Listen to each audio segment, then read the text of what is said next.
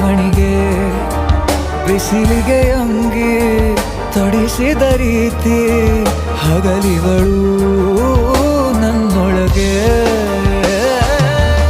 ಹತ್ತಿಯಂತೆ ಇವಳು ಈ ಮುದ್ದಾದ ಬೆಂಕಿನ ಗಂಟಾಕಿದಂತ ಶಿವ ಯಾರೋ.